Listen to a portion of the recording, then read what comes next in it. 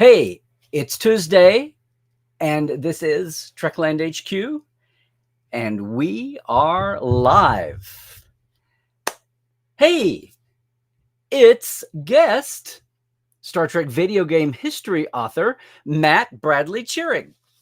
Today on Trekland Tuesdays Live, number 365, coming to you from the heart of Trekland and TreklandTreks.com. Your customized LA away mission to its experience of a lifetime. Talk to me about it. Yep, we're coming to here from the heart of Trekland for some sanity, clarity, and a bigger picture in all things Star Trek. And welcome back, everybody. If you're a regular Tuesdayer, a TTLer, it's great to see you. If you are new to Trekland Tuesdays Live, welcome, welcome. I'd love to hear how you found your way here. If you have not figured it out yet, you want to check out the chat because we have a great community. And by being live this time of day, we are global. So we've got folks from across both ponds, if you want to look at it that way. Hey, if you're watching us later on YouTube, that's awesome. But I hope someday you can join us live. Either way, leave a comment or jump in the chat. And remember, if you are on live with us on YouTube, you're going to see your comments as well as folks on Twitch. If you're only on Facebook, you're only going to see the Facebook comments. All right. It's been a great week. I hope everyone's doing well. Jump in, let us know how it's going. And hey, if you're new to the chat, if you're new to TTL today, let us know where you're coming from, how things are. What's the weather like? How do you get your trek? All those important questions. Okay. And because it's a guest today, yay, we will be in question mode all the way through. So no mini break today. We'll be talking to Matt here in a second. And feel free to pop your question in as we go along. And hopefully between me and you and him and you repeating your question, we'll get back around to it if you're going to. Because the subject today is not just video games, but Star Trek video games. And not just the last couple of years worth, but the whole kit and caboodle. So without further ado, let's bring in Matt. Hey. Hey, it's good to see you all the way from Portland, Oregon. Matt Bradley-Tschirgi. I'm saying it right? Mm-hmm. Yes. Okay. And has a great book. Can you hold it up? Yes, I can. There we go. Star Trek video games, an unofficial guide to the final frontier. So, Matt, tell us a little bit. So, are you a Portland native, longtime Star Trek fan? What's going on with you? Yeah, I've lived in Portland about 18 years, so not quite a native, but I think close for some people. In Star Trek, I started with the movies. I mentioned this, I think, in the acknowledgments of the book, but my dad worked for the government. I lived overseas in Latin America for a bit as a kid, and we were in Argentina, and at the embassy you could rent videos, one of which was Star Trek IV: The Voyage Home. So I tended to watch mostly the movies, and it was my wife when we started dating that got me into the TV show more. So the one with the whales was the one that was your venue. I always love talking to people who, and even more so now, now we've had people that came in through the Kelvin years movies and the drought, the fallow years. But everybody comes into Star Trek at different places. And I especially love the folks whose first glimpse of Kirk and Spock was in a movie, because I guess the original series always looked a little odd to you, maybe, or aside from the fact it was just older. I think the weirdest thing that is going back to the original series from watching the movies is seeing Scotty without a mustache. Something that sort of threw me off a little bit. But Star Trek IV is a weird one. I've thought about this a lot to start with because it's a fish out of water story, pun somewhat intended. And as you see, if it's your first one, you don't really know what the crew normally acts like. And so you're seeing them in a situation where they're in, modern day San Francisco. So it's a very good movie, of course. But I think if I was to show someone a Star Trek movie, maybe that wouldn't be the first one. Maybe I'd start with Wrath of Khan. Yeah. From that era, from that generation. Well, so you've written a book about the history of Star Trek video games. Now, I was noticing a couple of things just flipping through the PDF here. I don't think, let me back up a second. So video games is a field and Star Trek is a field. What brought you, were they both equal weight? Are you a big video game guy who who overlaps to Trek, or you Trek and you just enjoy the video games because that's part of the experience? Or It's a great question. I'm a video game guy that overlaps into Trek. I graduated from Savannah College Art of Design in 2005 with a bachelor's in interactive design and game development. mm-hmm. So it was, about nearly 20 years ago now. And I was part of what inspired the book is I was a little bit frustrated where if you go on websites like Steam or Good Old Games, GOG.com, you see there's almost every Star Wars game that was out. But the Star Trek stuff, there's maybe a dozen or so. It's like a drop in the bucket. And I thought, oh, gee, Star Trek and games, whether official or not, has been around since the beginning of computers, pretty much. Yeah. So I think it was a way I could tell a story about the history of games through Star Trek. And specifically, the game Star Trek Resurgence kind of harkens back. I see some people in the chat here mention Judgment Right's 25th anniversary. It's more like those older games that are more puzzle and dialogue based. And I thought, well, that's a nice way you can kind of close the circle a bit, because there's Star Trek games made before I was born. There'll be Star Trek games made after I die. Hopefully that's no time soon. Yeah. But it's tricky to find, what to focus on. And so I tried to pick a variety of genres of games. It's not every game, but if this book does well, maybe there'll be a volume 2. Yeah. Well, I was going to say, it's not, so a couple of things I got just by glancing. One, you start with Superstar, one of the text-based, obviously from 82. And I think there might have even been some earlier versions before that, but this is a good start to remind us. But it's not, you didn't try to do an exhaustive history of everything, but you've certainly got pages and pages of highlights here in chapters, and it sounds like you're telling the story of games through Star Trek. Is that what you? Yes, yeah. That's about right, I think. And I mean, even looking at the table, so there's room for a part 2. Yeah, there's room for a part 2 if the public wants it. So, but and that would be great if there was. But I mean, to organize these games, which ones to write about was really challenging. And initially, I had the table of contents as chronologically, but I found it was a bit discombobulating because, it's a next generation game, and then maybe a DS9, and then 3 original series. And I thought, well, Star Trek, everyone has a favorite series, and there's been so many series, I should just organize it by the series. And, right. So not necessarily the game release chronology. That's right. Series. But just, well, that's kind of it. Well, it points to the eternal staying power of, for so many years, it was the only thing, and then even for another 20 years or so, it was the only the popular. And then next gen, and then now we're seeing diversifying, and now we're in the era of the crossover games, even, right? That's right. Yeah, with chapters about that. Well, I was going to say what's your day job, but I could give you a formal introduction here now that we're 10 minutes in.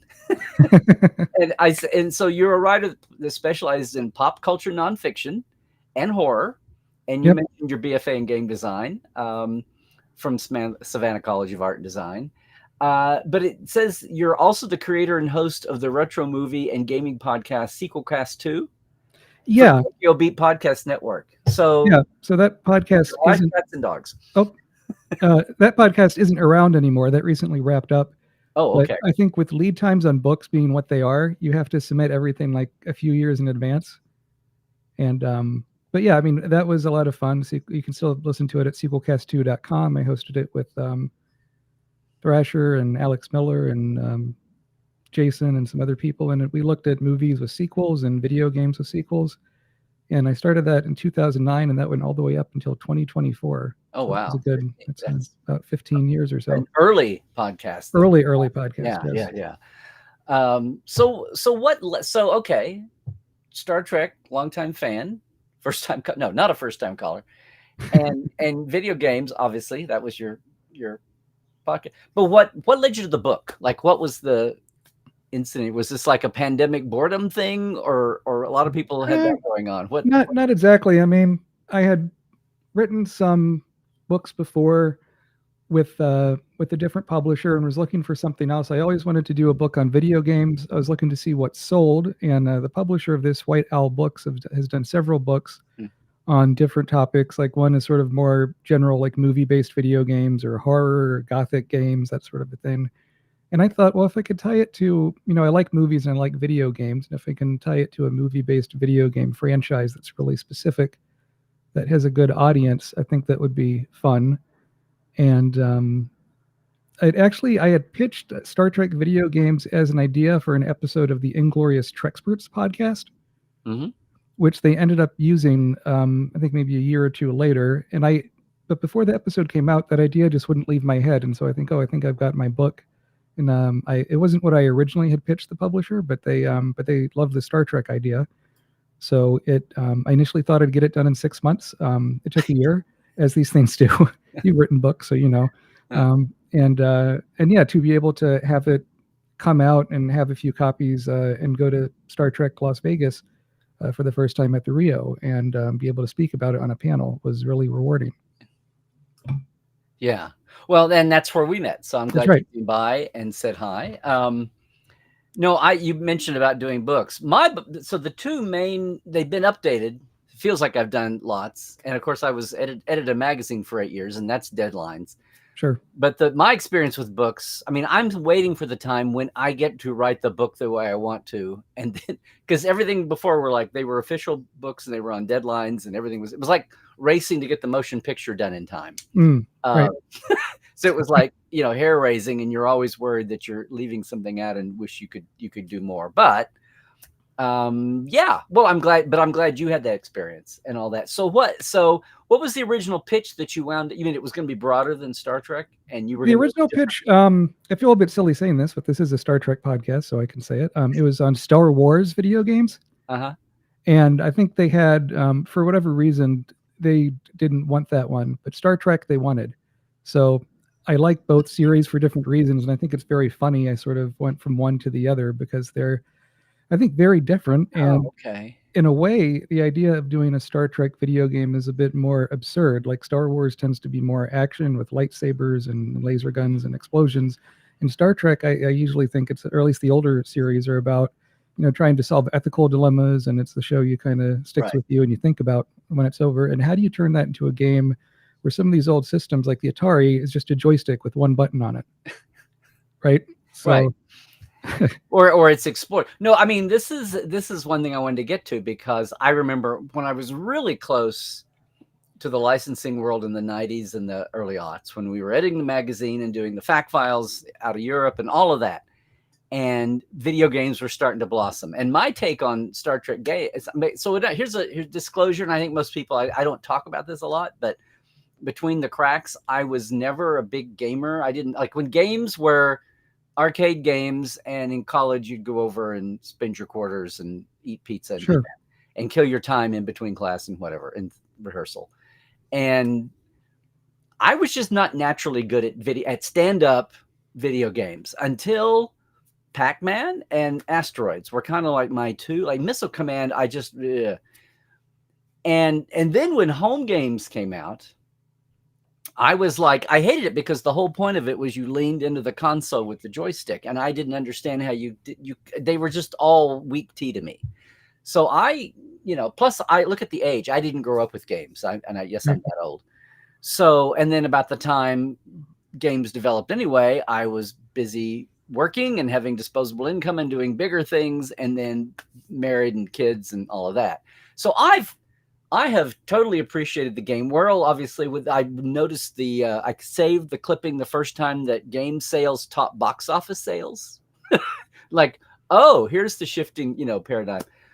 But with Star Trek games are a part of Star Trek. So if it's you have to inhabit all the worlds, even though I'm not the biggest comics person. I'm not no longer the biggest fiction reader, but I keep my head in, and thank God for all the online reference there is. But I want to keep I don't want to be, blinded off from that.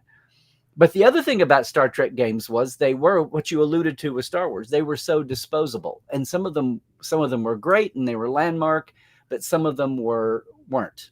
And so many of them, the franchise as they licensed them didn't seem to have a clear policy, or they were a little befuddled by.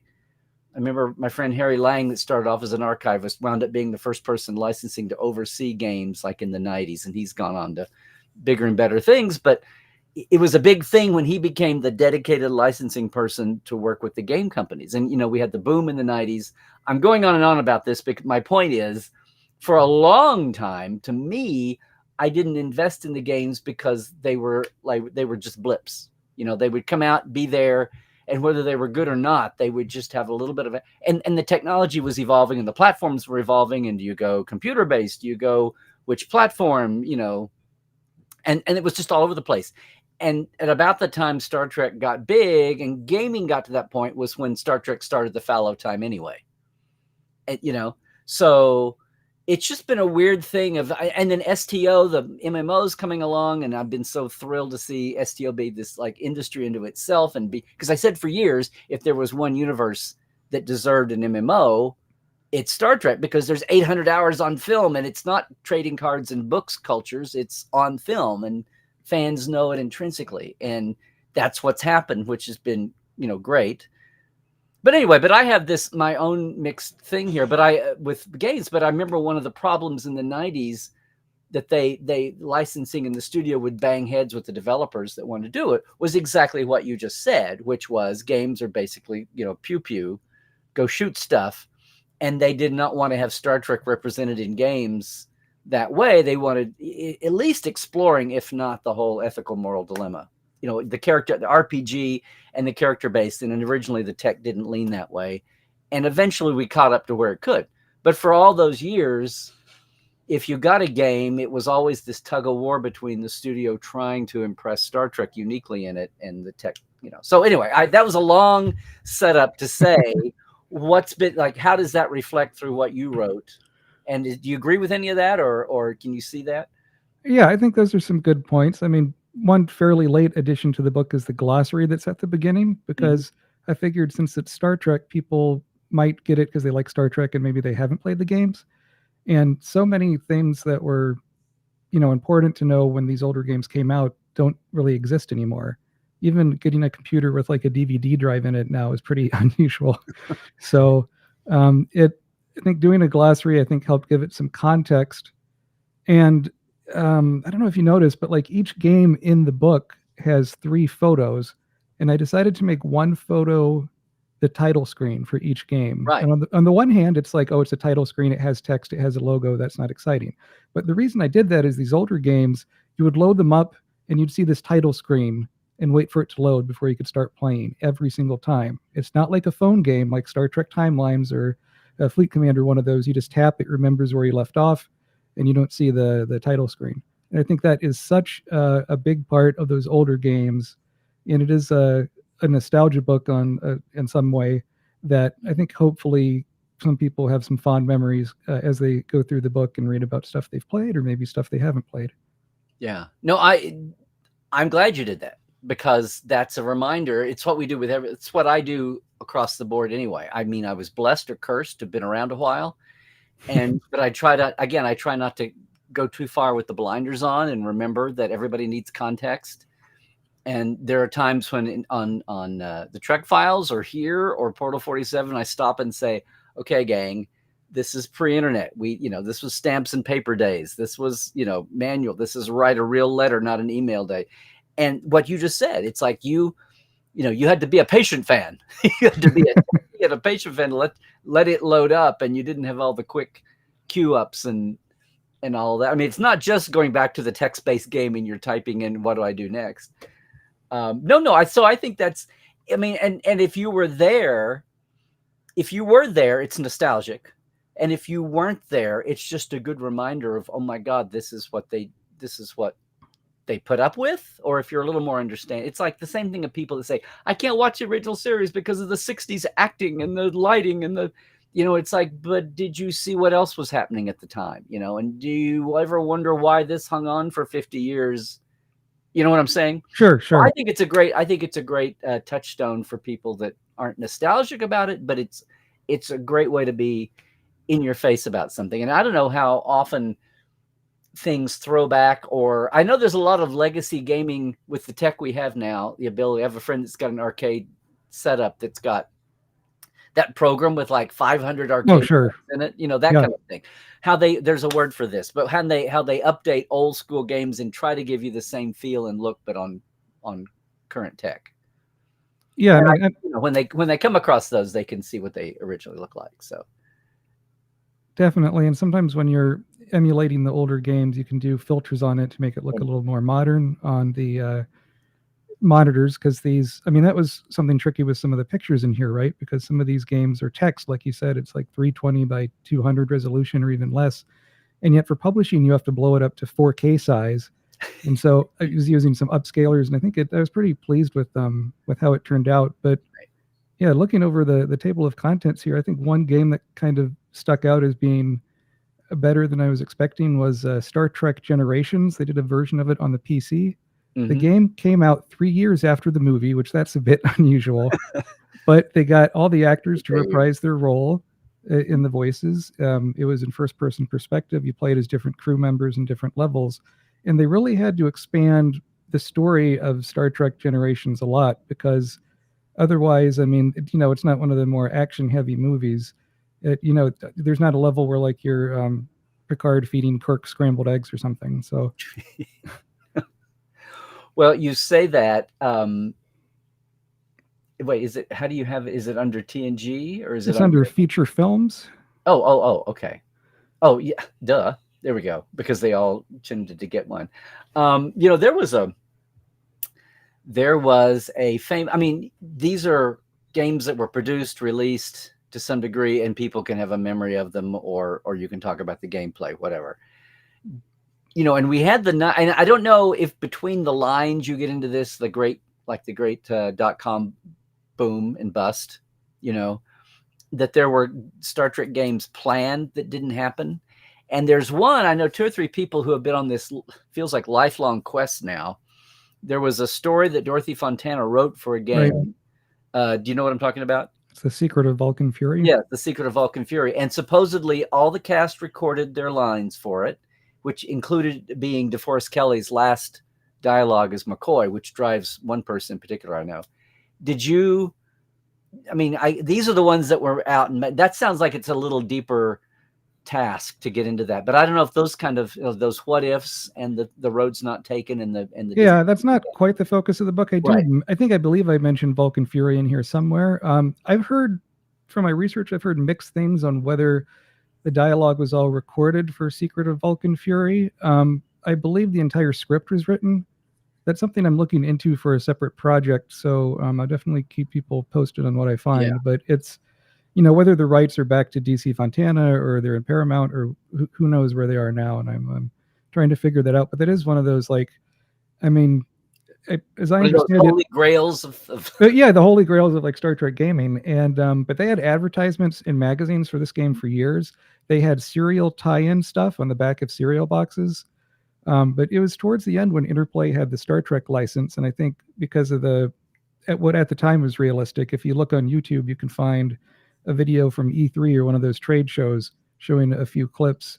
I don't think they had much more of the game made than that sort of room for the E3 demo, but I'd love to be wrong on that. So yeah, hopefully one day we'll, I think, find out more about that. And I've even heard during her lifetime, Dorothy was interested in doing a novelization of it, but she couldn't get. It was just tricky working with Paramount for that. Well, that's sad. Of course, we've lost her now. So right. The last couple of years. Yeah. So you say this is a look at games using. It's not like they're a distant aspect. You're saying it's kind of a look at game history using Star Trek as the guide. That's right. I guess the other one would Stellar Wars. You threw me for a second. I was like, "What? There was a publisher named Stellar Wars?" Oh yeah. You're good here. But it would have been, I get the idea, bouncing back and forth between the two to illustrate the history of video games, basically. So the publisher said, no, let's just focus on one. Or maybe they didn't want to fight. Well, this is unofficial, so you're never going to go for and it's analytical history, it's fair use. So were they worried about dealing with Stellar Empires, or were they just not wanting to split the focus, or what was their reason? I'm not sure. That's a good question. I think certainly I limited, the pictures I used and right. Sort of the scope I was doing. But I do have some interviews in there. Some are with game designers and producers. Some are with critics. Oh, good. Okay. So I think if you're looking for that stuff, you can find it. In fact, in particular, the one for Star Trek Judgment Rights, I interviewed Michael A. Stackpole, who in his early career wrote for computer games, but he later was famous for the X-Wing Star Wars novels.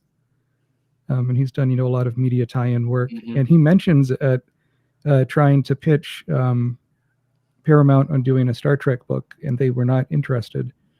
So you never know. I think sometimes, but also it's pretty early in gaming's history with some of this stuff, and I think they've become hopefully better, easier to work with, and more understanding of video games being more than a fad, and how do you do it? Like you said, Star Trek is such a legacy, and has always been held to a higher standard, for better or worse, than other science fiction franchises. That it's sort of a miracle to see what does come out, because you mentioned stuff that doesn't come out. When I was researching Computer Gaming World magazine, there was a Star Trek First Contact game that was developed that never came out. Like that one makes a lot of sense, right? Where they're fighting the Borg. That one I think makes more sense for a video game than they ended up coming out with one called Star Trek Hidden Evil, which is a sequel to Star Trek Insurrection, which I don't think is something a lot of people really were that excited about. But I'm grateful for any game that's out there, and I have to remind myself all these games take a long time to work on for people to make, and I think even what one person might consider the worst game is someone's favorite. So it's people have very personal relationships with these things, and video games are more like television in a way, like a TV series in a way, in that it takes a long time to finish it. And I think that's maybe why you get such passionate reactions to these things. Well, it's also a smaller screen, and people if it was your first, like I know a lot of people that a movie was their first exposure to Trek, but most people, the overhang. And you were talking about the title cards, even as a kid, and back when there were just a couple of, the original and maybe next gen, but the stingers, the bumper, the corporate shingle at the end, the dub dub da da da from from even the old Desi. I'm trying to remember how the Desilu goes. Dum dum dum dum dum. Anyway, the first couple of years, but anyway, just the repetition, even though the stories change, but the repetition of series feeling 26 episodes a year feels like family and familiarity, and that nostalgia feel more than even movies. Maybe movies are a bigger splash, but the episodes are more intimate, and that's where games fit in that way. So I don't know if that's a feeling you share, you got into that, if that wove itself into the pure history and some of these industry observations from critics and makers, creatives, but that the relationship with gamer fans versus other I mean, is that a aspect you got into at all, or it just is subtext? I'd say it's more subtext, but that's a really good point. And what I'm reminded of, we were just at Star Trek to Las Vegas, and online people can be pretty nasty about a lot of things, but you get them in person, especially if they're all there for the same reason, let's say Star Trek, and they're all pretty pleasant to be around. And it's a much different experience face to face. A few times my wife and I have done the Star Trek cruise, and that's a really cool experience. And just to it's a bit strange getting in an elevator and then Brent Spiner is there drinking a coffee, but that's part of the novelty, I think, of what you're paying for those things. But it's I mean, all these games are really personal to people, and maybe it's, I mean, I get emails from people where they might say, oh, I this game I played when my mom was sick and I needed something to keep me focused, and same thing goes for TV and all these sort of things. But Star Trek in particular, especially the TV series, it's something that families would watch together. And it might be the one thing anyone any age can watch, and I think they all get something different out of it. Well, and it's the one thing in a lot of houses, especially when it was easier to view. Now we've got 82,000 choices. Everybody, you have 8 people in a room, they're all watching something different on their phones and pads, and they don't have to be together. They can all be together, but not together. But the Berman era anyway, and the reruns, people would get to, that would be the one time of the week. I've seen so many people say it was the one time of the week my family would all have the same thing we would all watch together. So I hope the multi-channel universe and mobiles haven't destroyed that aspect, because that was something about Star Trek that was amazing. That's interesting. You're talking about the it's something we've noticed a long time. Not so much talking about gaming world and fandom, but like what I call the toxic tubers. When about the time Discovery came back, and the internet went so south on fandom in a lot of ways. I think it was blown up bigger than it was such a shock, but and it's been kind of beat back down now. But all the toxic tubers, everybody who was just a negative Nelly online, it's like, you're right. Like, they're never at a live event. It's like, where are these people that it is only poisoning the online experience for fandom. And as I kept saying, online fandom is like one sliver of all fandom, just even like convention going fandom is a sliver. There's so many armchair fans out there. And if nothing else illustrates armchair fandom, I would think it had to be gaming fandom. I mean, for the numbers and sales and people. Now, when they get online, they could go. Would you say gaming fandom online? Because I have no clue. Mirrors like those waves of toxicity and gatekeeping and all the buzzwords we have to deal with because of. It can. I mean, in a Star Trek game, I think you would typically see less toxicity than, I don't know, something like a Call of Duty or something that's more a game that, millions and more people play. Yeah. But there is something about, I mean, a lot of Star Trek is people looking at screens and talking to people on screens, just like when you're playing a game, right? Yeah. And yet there's something about the separation of the screen as opposed to face that just, I think, makes a huge difference. And especially after COVID, I sort of don't take for granted as much anymore. And for me, going to conventions and speaking at conventions has become a lot more meaningful than it was before. Yeah.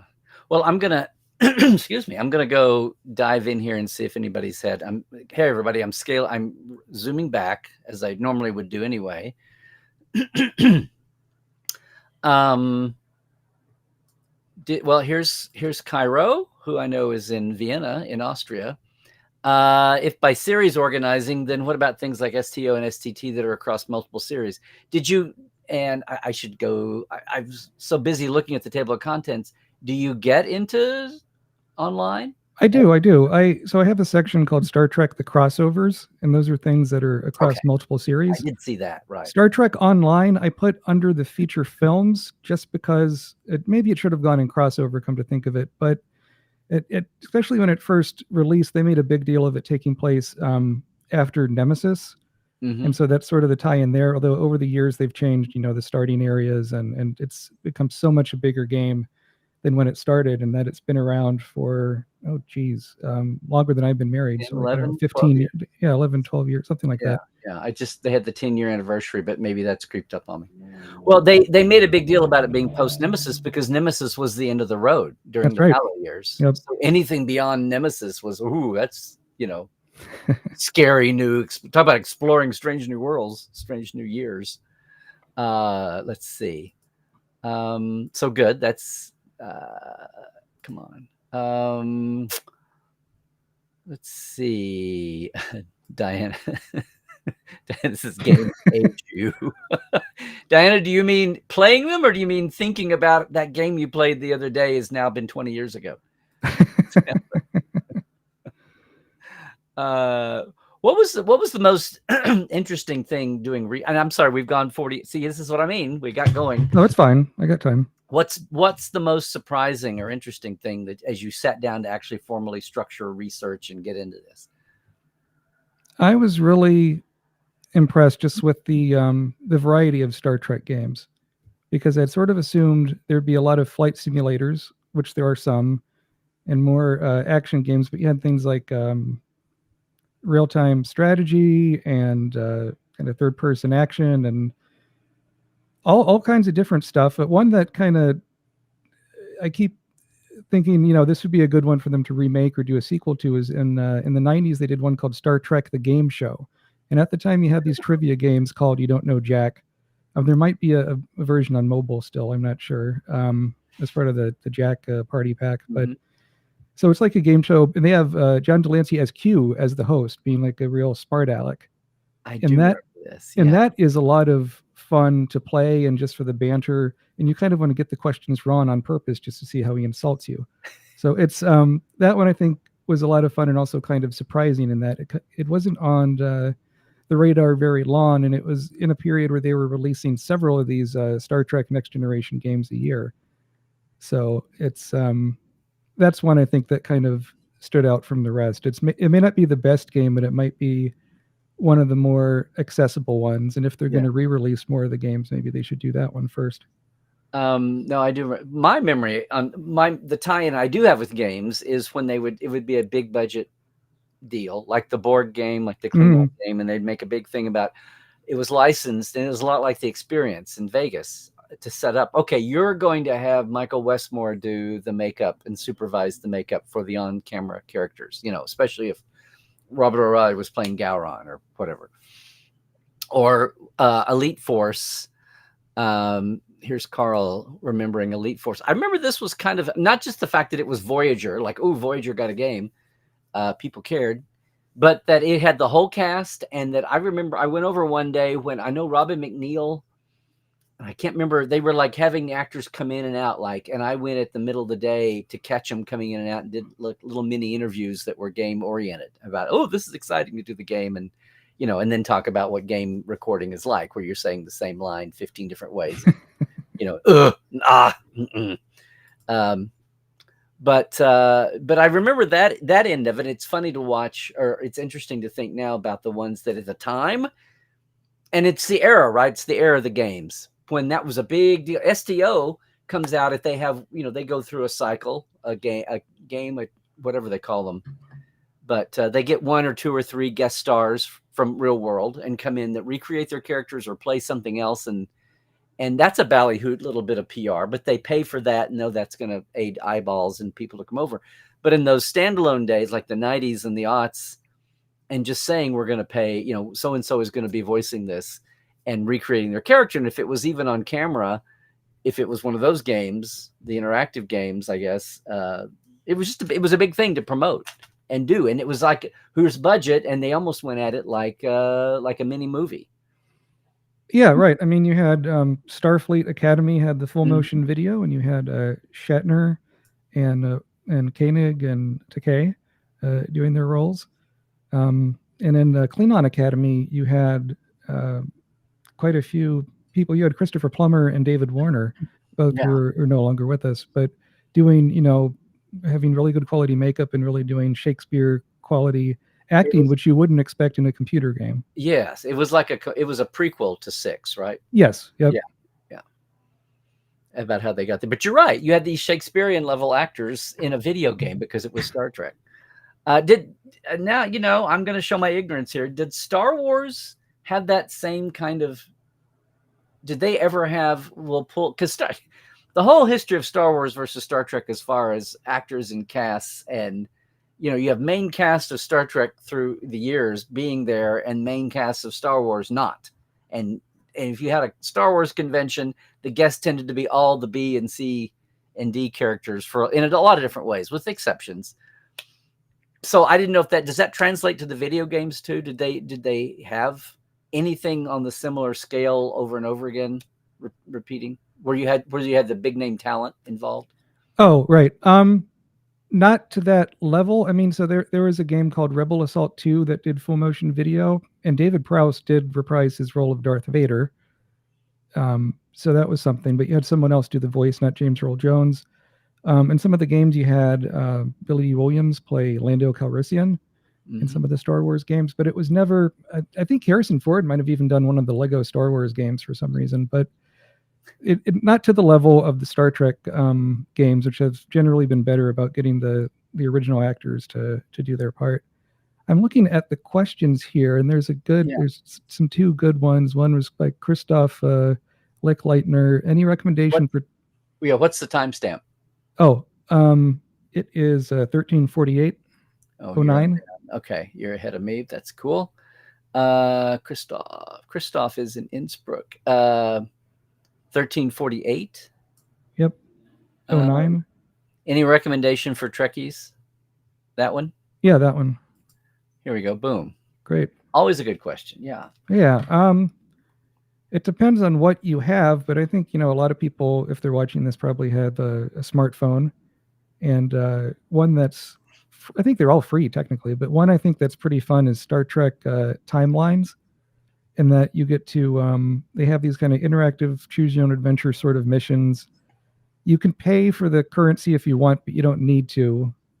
And if you're lucky, when the game is loading, you'll hear John Delancey as Q speak in French every so often. So that's nice. That's one I think that's a bit easier to get into than some of the other ones. Star Trek Fleet Command on the phone is fun.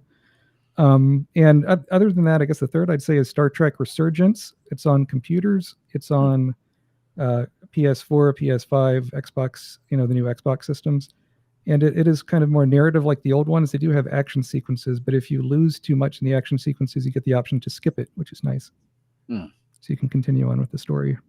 And then I think you said another question. I see one or two here, but what was the other one you Oh, let's see. 134837. From Rose? Yes, from Rose. That's the one I was looking at. Oh, fantastic. Which is a standard question. Sure. Best game ever. I assume you mean best Star Trek game ever, so I'll go with that. I would have to say I really like Star Trek Judgment Rights. It's a follow-up to 25th Anniversary. It's a graphic adventure. But in that one, you get to, it has like an overarching story, which the other one didn't really have. And you get just some really wild line readings in there. And you get to go on missions with different crew members. It's not just in Star Trek 25th Anniversary, you just went on the planet with the classic triumvirate of Spock, McCoy, and Kirk. And in Judgment Rights, you get to go with some of the other crew members, and you can make them say different things and have Kirk really go off the handle if you want, which is fun to see him do it out of character with all the original voices. Now, you said that with such conviction. Do you remember when you said you get some really wild line readings? Do you have anything stand out? The one that stands out is a story that William Shatner recounts in one of his more recent memoirs. It was a clip that was on the Howard Stern show, but he pronounces sabotage as sabotage, and he gets corrected, and he's like, no, Kirk would say it's sabotage. And it's that's kind of the one that comes to mind, but it's I'm sure you can find a YouTube video collecting all the little clips. No, the sabotage is classic, but I didn't realize it stemmed from Game World. That's funny. I just saw one other one. Where are you? Had a good point. So Derek here, who works in visual effects, we were talking about the name talent working in video games, and he said part of this is agents tended to ask for way too much on the budget, which I can see that completely. Don't know if you're talking, sounds like Star Wars, probably not so much the Trek, because Trek, they've been in there and people get the scale of the version.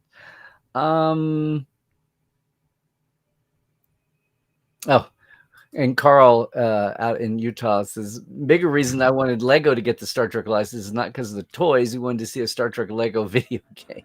Oh, that'd be fun. Yeah, those Lego games are all multiplayer, and you could play them with people of all skill levels. That would be great for Star Trek to do something like that, or even something a bit more casual. Some of the games can be a bit technical, so I think something that's more approachable would be nice. Yeah. So here's Roland. Video games is a great topic. I still walk around in Star Trek Elite Force too if I need a break. Walk around in. I like the let's see. A lot of love here for Judgment Rights. Yeah. The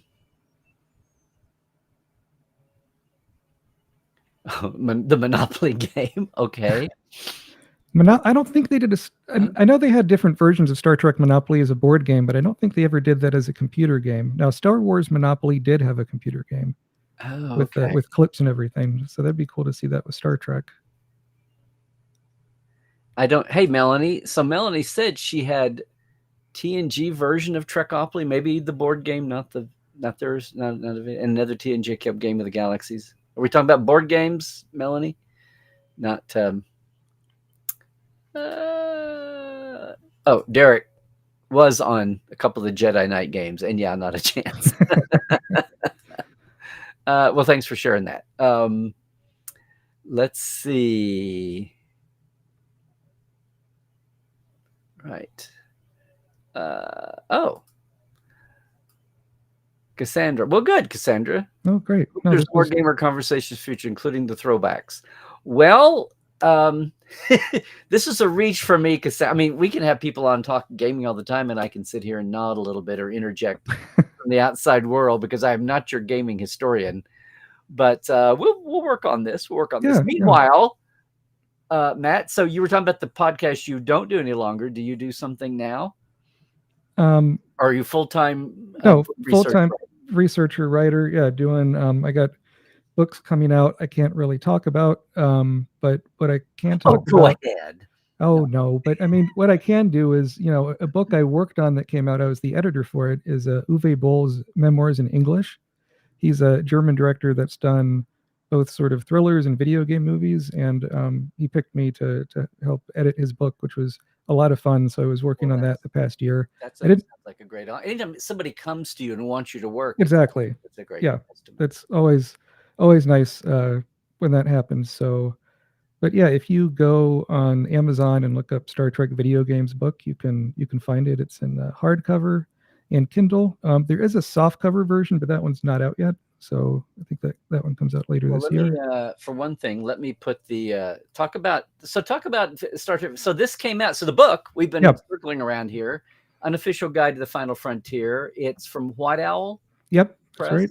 British press. And there's a hardcover and there's a Kindle. That's right.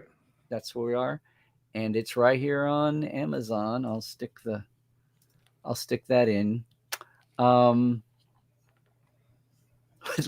Sean says, I would like a, I didn't, there we go. Boom. Oh, it's in the chat, which is probably more helpful to people. Yeah.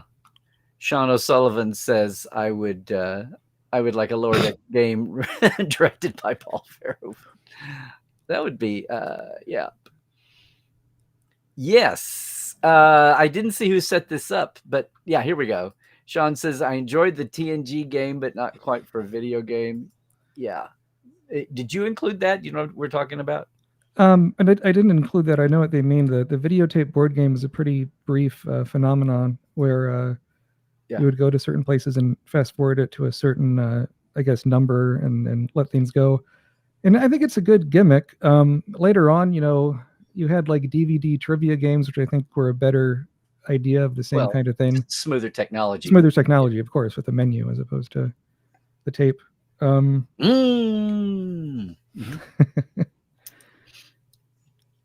Let's see. I was going to. I should have done this anyway. Wanted to put your. Now watch me not find. I'm looking for your other book. Oh, is it on Amazon? It is. You have to search for it. But well, I went to your author. It's not on there because I'm the editor of it. But okay. What was the director's name? Bo Uwe Boll, UWE, and then BOLL. Okay. If you look that up under books, it should be there. Oh, I was staring right at it. Yeah. I didn't see the so we'll put that in. So yeah, this is first book, and this was the second, I guess. Which one did you do? Oh, you did Films of Uwe Boll.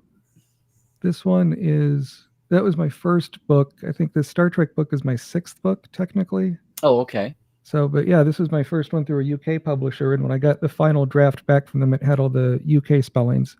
So I about had a stroke, but it was fine. But that's easier than asking me to try to remember the UK spellings for names. That happens.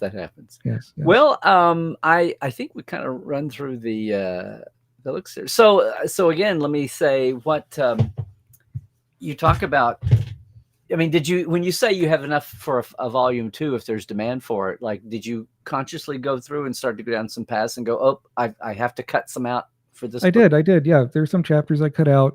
One was because I really didn't like the game that much. And I even interviewed someone for it, but I was you have to hit your word count ultimately with these things. Yeah. But it was the Star Trek game that was the tie-in to the Kelvinverse, just called Star Trek.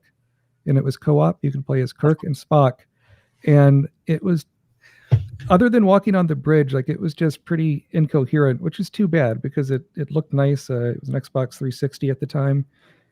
What year was it? Like with the release the movie in With 09? the release of the first one, I think, or of the first of the J.J. Abrams one. So Like much of that era, it was probably chaotic. It was probably, I bet it was, I'm going to go on a limb here, and I don't know if you can get it out of the legal lines, but I'm almost betting that it was something that Bad Robot went out and did themselves, and it didn't go through the normal studio, and that may be the reason. And it was probably rushed. Yeah, I recall in an interview, J.J. Abrams was pretty upset with how the game turned out. But I don't know how much control he had over it either, really. And to be fair, it's not based directly on the movie. You're just doing new adventures as those characters. But they got the actors to do the voices and got their likenesses. Yeah. Let me think of what was another one. I think another one I cut was Star Trek New Worlds. That was kind of doing like a version of Command and Conquer or Warcraft with StarCraft, or with Star Trek, excuse me. And that it just doesn't, I don't think it's a really good fit for the license, where you're having vehicles on a planet just, making each other blow up and taking over bases. It was, but again, I think, if there's a volume 2, it'll be more esoteric. And I've had requests to do things on the pinball games, which I considered doing for this, but I was trying to find a local place with, we have a lot of bars out here in Portland, Oregon that have the arcade stuff in them, but I couldn't find some with the machines I wanted, and it was just a little bit too close to the deadline. So those are some, if there's a second one, those are the kind of things I might cover in there. Well, good. Well, so you said 6 books, and you mentioned the Uwe Boll book, and this one. What else have you tackled? Yeah, I have a book called Podcast You Nerd, 15 Years in Podcasting Hell, which was about me starting podcasting in 2005. And right when it was all starting, and I got into it through college radio. So it's kind of part memoir, part how to podcast. Another one is Simply the Best, Interviews with Game Designers, Composers, and Scofflaws, where I wrote it when I was in college. I think it was 22 to 23. The internet in 2005 was a much different place than it is now. So It was, in a lot of ways, easier to get a hold of people because there wasn't as many people trying to bother them. So I interviewed some pretty good people for that one. And I finally just compiled all this stuff on the website I did when I was a kid into a book. And if it wasn't for archive.org, I wouldn't have, none of those would have survived. Oh, wow. Well, listen, this is, so did you enjoy your time at Vegas? I was going to say, I'm so glad. Oh, sure. Yes, I did. Was it like on a bucket list and you finally made it, or did you go? Yeah, I've been to Vegas before, but I've never been to Star Trek Las Vegas. So to go there for the first time. When I say Vegas, I mean. I see. Sure. Right. No, it was great. I'd been to the Rio before for a friend's wedding. So that was nice to get familiar. It was a Kiss themed wedding, not a Star Trek themed wedding, but. Okay. Down at the Kiss Golf? Yes, right. It's right by there. Yeah, at the Rock and Roll Cathedral, right above where the Kiss Golf is at the Rio. But no, I mean, yeah, I was really impressed with the different panels they had going on at Star Trek to Las Vegas, and the merchandising was some really high-end things. That's really took me aback because I'd been going to conventions since, I think I was 19 or so. I went to Dragon Con in about 2001. And back then it was a lot of like bootleg CDs and bootleg scripts, and it's right. The convention scene is much different now. And so to see all these fans doing both licensed and unlicensed stuff, I mean, what is it? You had like a Star Trek advent calendar of wines, right? I think was something they had this year. Yeah. So it's Star Trek cool. wines are licensed, but yeah, that's yes. Yeah, it is all over the place. Well, listen, so I'm glad it was worth it bopping down from Portland to Vegas. Sounds like it was. I mean, I'm glad you came by and shared your bookmarker here with me, and let me catch up. So again, this is like full disclosure. I am not the world's biggest gaming guy, but I totally appreciate and that also not just about interest level, but it's such a generational thing. I just missed. And that's not to say that I don't know.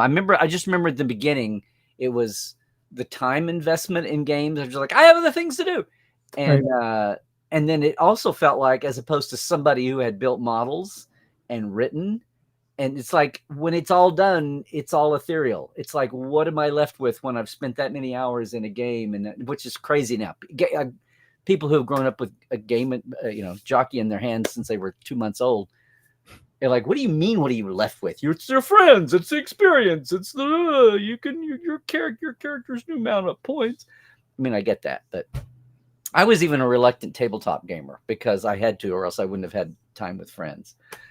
But sure. I mean, I admit I feel a bit guilty when I play a game and it's not for a book or an article, and I have to remind myself it's okay to play something just to relax.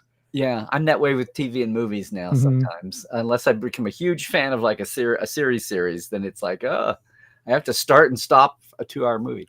Anyway, it's been so this is good. This is a healthy thing for me to catch up with what the other 2/3 of civilization is doing these days. But thanks for this, and it sounds like you enjoyed it. If you're willing to stick around and do another one, it sounds like you must have enjoyed it, and it's a fun one. Did you entertain any thoughts of trying to go to a licensed one of the licensing world is so different, because it was Simon & Schuster pocketbooks or nothing, and now it's diversified out where people can come in and get small publishers can come in and get a license and do that. Yeah, I think to do that I would rather do it through one of the bigger publishers, and that would require representation, which I don't have at this time. But it's something I certainly thought about, and I'm not against the idea. That's just how this one worked out. So, well, it's not like other people are out there. Not like you're competing with that was the old thing when there would be somebody with an unlicensed, and it wasn't. It's funny now. Modern fandom talks about a lot of fans who are younger. They'll say, well, this is unlicensed. And it's like, yeah, it's unlicensed because there's no, it's like they're ripping off a license book. There's nobody, you're satisfying the need, and the official world won't get off their butt and do one, or nobody will take a risk and do it. Yeah. And wasn't there a lawsuit back in the day about the Nitpicker's Guide to Star Trek? There was not see, this is the thing. Oh. So I know Phil. Right. There was never a lawsuit. Okay. His publisher, after 3 books, they suddenly got cold feet about doing more. I see. They'd never been challenged. And then he did one for X-Files. I think what actually happened was he did one for X-Files, and X-Files was so much hotter at the time. They never got pushback, but they suddenly got cold feet. And then when they ended the X-Files, they ended this Star Trek line too. And he was like, no one has said a word, you chicken shits. What? No one has done a thing. And I think a whole book was written, maybe, right? That never came out? Because it was, I think so, yeah. But it was fair use. It's analytical. It's history. Sure. And you're not, it's, as I learned, as people have heard me tell this story in different ways, in Hollywood, it's nobody cares about the words. It's all about the pictures. So you write all your history you want. You know what I'm saying, right? Sure, yeah. But the minute you have an image, oh my God, it's the pictures, not the words. Yeah, I'm working on a book about the films of Eddie Murphy, and just looking into the cost to get an image for that, I'm having to go with the illustration for the cover, which I'm happy to do. But it's like you said, just eye-opening what that costs. And show the cover again of yours. What's funny is this is a still from, I noticed you're thinking, what is this like? The Beavis and Butthead version of Kirk? Yeah, I've heard Beavis and Butthead. I've heard King of the Hill. Yeah. With Kirk, especially, I think the chin. But yeah, it's they put together the cover. I think they did a great job off of screenshots that I took. And so this is Star Trek 25th Anniversary Nintendo. This is Star Trek Hidden Evil. Then up here is Star Trek Resurgence. So it's a composite of 3 across the eras. Because the text-based one wouldn't have been too exciting. No, I don't think so. From Star Trek. Yeah. Anyway, well, listen, Matt, thanks a lot. I'm looking. Oh, okay. Thank you, Carl. It's been a long time since I've talked to Phil about this, but back in the day, Paramount sued the publisher of the Joy of Trek guide. Okay. Let's see. A lot of thanks here. Derek is talking about some of the things, the problems trying to keep, Matt, when you've got a specific movie and a game and trying to keep a game. Sure. Yeah. I think there's one last question I'll do, then I need to get going, unfortunately. Yeah. Okay. The 140827. Okay. Here. Yep. Oh. So yeah, he's talking about my last name, Tschirgi, and he says, as in Alps, Switzerland, and yep, it's Swiss. I think originally Oh. was Russian. There's a town called Weistannen. I've never been. I hope to go someday, and I have to do the ancestry.com to see how close I'm related, but I'm distantly related to Oscar Tschirgi of the Waldorf, who invented the Waldorf salad and was the first maitre d' at the Waldorf Astoria. Well, there you go. You've got that in your back pocket. So I have to find. I'd love to see how many generations removed. But when I first moved to Portland, I got a cookbook by Oscar Tschirgi, and he looked just like my grandfather. It was spooky. Well, I think, once again, pictures speak louder than words. They do, absolutely. So listen, I will let you go. Thank you so much for You're our 30-minute chat that expanded. Yep. So anyway, and thanks for getting us into a little bit different realm here. Not that games are so rare, but they tend to be rare on Tuesdays. But it's a welcome break. And thanks for saying hi at Vegas. Thanks for doing this. Thanks for coming by. And good luck with everything, Matt. Let us know how it goes. Yeah, you're welcome. Love to do it again sometime. Okay. Thanks so much. Okay. Thanks much. Okay, everybody. Wow. So again, it's a guest format day, so I'm going to pretty much call it and let it go there. Thanks, everybody, for jumping in your Cassandra says, about to put some walnuts in my salmon salad right now. Speaking of the Waldorf Astoria. Yeah. And Derek, I did see this comment. What we heard about Laura endured to get the info needed. Fully backed project. Yes, you may have heard what I talked about doing the companion. It was a different time. People weren't savvy. Nobody thought about spin-off products. Especially and a book is an established technology. Gaming is crazy as it was evolving and all that. So thank you very much, everybody. One more comment here from Cassandra. You're very welcome. Humbling to you old timers. Played Donkey Kong and Pac-Man on the tabletop. Oh, okay, everybody. Listen, thanks so much for dropping by today. I want to... where would we be? Thanks, Matt, for coming by today. Thanks. Hope we can do more of these. When people pop up and they've got worthwhile projects, worthwhile insight to do that's Trek related in the Trek world, a niche of Trek, it's good. We'll try to see about having them on. And also, of course, got to thank all of our Patreons here, our TTLers. Thanks so much, Chuck A, James Kerwin, Diana Hopkins, Jesse Crusher Convo, Lawrence Todd, Halbert Gunnjonsson, Justin Porteous, Galinda Bruton, Chris Yiggins, Josh Patton, Pranakasha Productions, Keith Rombach, Comedy Forecast, and Andrew Jasemski, and our live wires, Robert McLean, Byron Bailey, J.R. Poole, Alan Hoensi, James, Dave Gregory, Greg Wickstrom, and Casey Shafsky.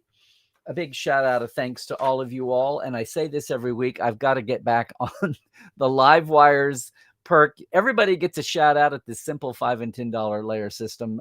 You $10 folks, the live wires, get access to the first generations of Portal 47 backstage creative interviews, their conversations with their slideshows, especially after the first year.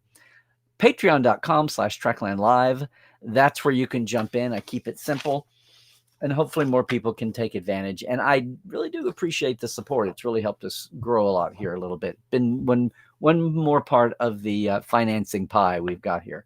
But another one that's so much fun. It's so different and nothing else exists. TreklandTreks.com, I mentioned at the beginning. You put together a custom day tour with my help, 4 sites, big and small. Fast food dinner in the middle of it, but I'm driving you around. I pick you up. I bring you back to where you're staying in SoCal. We've prearranged everything. We have pre-planned with my help. And then we wrangle your cosplay, your photos, whatever you want to do, whatever you got going on is your thing to travel. We make it yours. We make it custom in all ways. And then, of course, today it's Tuesday, and there's another Trek Files up. I'm doing like this. I'm switching hands. Hey, it's the Trek Files up, and this week, a really funny memo, if you know what's going on. Basically, from the studio brass, during the early months before the motion picture even really got rolling, basically telling Majel to cool it with the leaks. The loose lips sink movie box office. No, it's Trek Files this week. John Champion's my guest. It's up at the Trek Files, and our new home at thetrekfiles.com takes you right to our page on Memory Alpha, which now is a database of all the shows. You can search all the old ones. It's very easy. You can scroll up and down. Each new one is there every week, but every show has the document of the week and the audio player right there if you're not downloading them as podcasts. It's great. And of course, the hot links are right there to Memory Alpha. So I invite you to check that out. That was a project the last couple of years, and glad that it's finally been brought to fruition. The other thing I'm glad is that you can find me around the socials. Please and do. Twitter X, it's Larry Nemecek. Hey, it's Larry's Trekland, etc.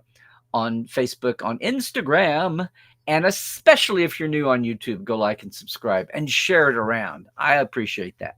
Or just jump into portal47.net. We're in the middle of making up 2 guest nights this this month. So the great Rob Bonchoon, visual effects graphic artist, will be our guest night tomorrow night, Portales, hearing this live. So speaking of live, it's been a pleasure having everybody here with us today. If you're watching us later, though, leave a comment. Did you have a favorite game over the years? Do you prefer desktops versus computers? Do you still drag out whatever is emulating a Star Trek text base? Do you have a secret niche corner where you do those? Whatever it is, Matt's book is out there. You can grab it. Not a lot. We've had articles back in the day, and occasionally still, I know at least 2 or 3 people did history of Star Trek video games, and they included consoles and such. But what's your opinion? What's your favorite game? What do you think about Matt's idea there? I hope it was a good conversation today. But leave a comment if you're watching us later on. That's awesome too. And with all that said, gang, we will see you next Tuesday. Thanks for joining us here today. And hey, stay healthy, do all the things. Stay woke, check the sources. And yes, a little's left. Trek well, everybody.